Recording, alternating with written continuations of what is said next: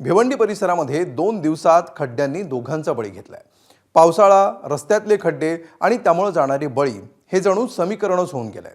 खड्डेमुक्त रस्त्यांचं कितीही आश्वासन दिलं गेलं, कारवाईची धमकी दिली गेली, तरी याची ना कंत्राटदारांना पर्वा आहे ना शासन प्रशासनाला। शहरातले आणि गावागावातले हे मृत्यूचे सापळे कधीतरी नाहीसे होणार का? त्यासाठी आणखी किती बळी जावे लागणार?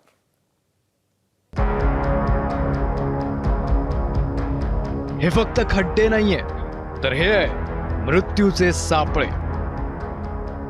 ठाण्याच्या शहापूर मधल्या मुंबई नाशिक महामार्गावरच्या याच खड्ड्यांनी एका TDRF जवानाचा बळी घेतला।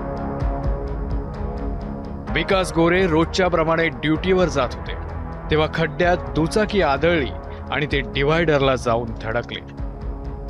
मुंबई नाशिक महामार्गावर पडलेल्या खड्ड्यामुळे अजून एकाचा बळी गेलेला आहे। आपण जर या ठिकाणी बघितलं तर हाच तो खड्डा आहे ज्या ठिकाणी हा अपघात झालेला। आपण बघू शकतो की हा खड्डा भला मोठा खड्डा या ठिकाणी होता। जरी आता प्रशासनाने या ठिकाणी हा खड्डा पेवर ब्लॉक लावून बुजवलेला।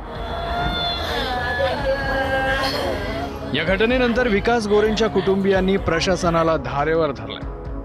प्रशासनाच्याच हलगर्जीपणामुळे विकास गोरेंचा जीव गेल्याचं कुटुंबीय आणि नातेवाईकांनी म्हटलंय।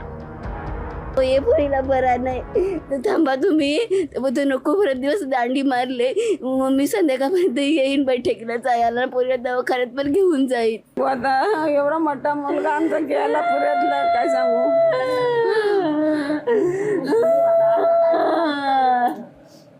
पोरींच्या भविष्याचा ते जाते आता आम्हाला पोरींच्या आता पोरी बारकाले त्याच्या भविष्याचं ते कामामधून त्याचे काय भेटलं चांगला होईल। जो कामावर झाला होता 4ला तो घरातून निघाला, रोजचा 4ला निघाला। बोलतो तुम्ही जाणार याच कामाला, मी नको तुझी तब्येत नको जा, नाही बोलतो कॉलाला झालंच लागेल, नको रे तू गेला मला, तू 24 नंतर आम्ही परमनंट झालो तेव्हाही त्याची खूप चांगली कामगिरी त्यांनी केली।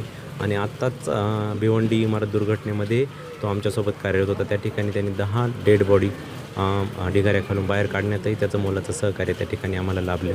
आणि आज तो कामावरती येत असताना दुर्दैवी अपघात होऊन त्याचा मृत्यू झाला।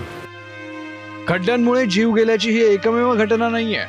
भिवंडीतल्या सुनीता पाल या 46 वर्षीय महिलेचा दुचाकी खड्ड्यात गेल्यानं अपघात झाला आणि मागून आलेल्या ट्रकनं त्यांना चिरडलं। कोरोना में उनका घटना हुआ है, वो जा रहे थे किसी काम से कोरोना में, और खड्डे की वजह से उनका घटना हुआ। रोड का काम व्यवस्थित नहीं है, सब जगह जगह खड्डे पड़े हुए हैं और आए दिन वहाँ घटना होती रहती है। इसी तरह से मेरे भाई का भी घटना हुआ। रोड का भी काम होना चाहिए वहाँ पे। आता मी मागणी अशी आहे की हे एवढं मोठं दुःख पाल समाजावर झालेलं आहे, तर मान्य आमचे लाडके उपमुख्यमंत्री एकनाथ शिंदे साहेब त्यांच्याकडनं हीच मागणी करणार की साहेब त्यांच्या परिवाराला भिवंडी महापालिकेतर्फे कायदे त्यांना नोकरी भेटेल ही आम्ही अपेक्षा करतो। जवानाचा मृत्यू झाल्यानंतर प्रशासनानं तात्पुरती डागडुजी सुरू केली, पण हे आधीच केलं असतं तर?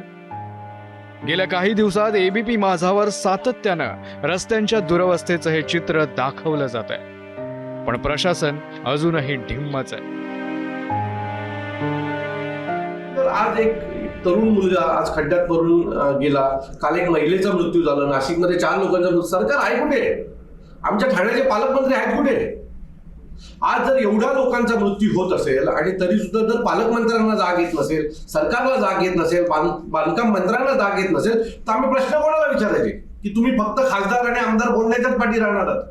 आज जी काही भिवंडी रोडची परिस्थिती आहे, तुम्ही भिवंडी वाडा रोडला गेलात तर लोक बोटी घेऊन तिथे आंदोलन करतात, पण तरी सुद्धा जर प्रशासनाला जाग येत नाही, आणि हा वर्षानुवर्षात लोकांचा हा प्रश्न आहे। सरकारवर, मुख्यमंत्र्यांवर आणि प्रशासनावर सदोष मनुष्यवधाचा गुन्हा दाखल केल्यास योग्य राहील असं या निमित्ताने म्हणणं हा काही राजकीय आरोप होणार नाही, वस्तुस्थिती आहे। कारण जनतेच्या टॅक्समधून आलेला पैसा हा योग्य विनियोग जर झाला नाही तर अधोगती होते, प्रगती तर दूरच राहिली आणि विकास तर दूरच राहील। विकासाचं नाव सांगून देवेंद्र फडणवीसांनी महाराष्ट्रामध्ये मोठा गोंधळ घातलाय, मोठा भ्रष्टाचार केलाय। चांगले रस्ते, सुरक्षित प्रवास हा नागरिकांचा हक्क आहे आणि ते देणं ही प्रशासनाची जबाबदारी। मात्र दरवर्षी पाऊस आला की रस्त्यांची ही अशी दुरवस्था होते। त्यामुळे खड्ड्यांच्या या प्रश्नांवर प्रशासन गांभीर्यानं लक्ष कधी देणार? अनिल वर्मासह हितेश पांचाळ, ABP माझा, ठाणे.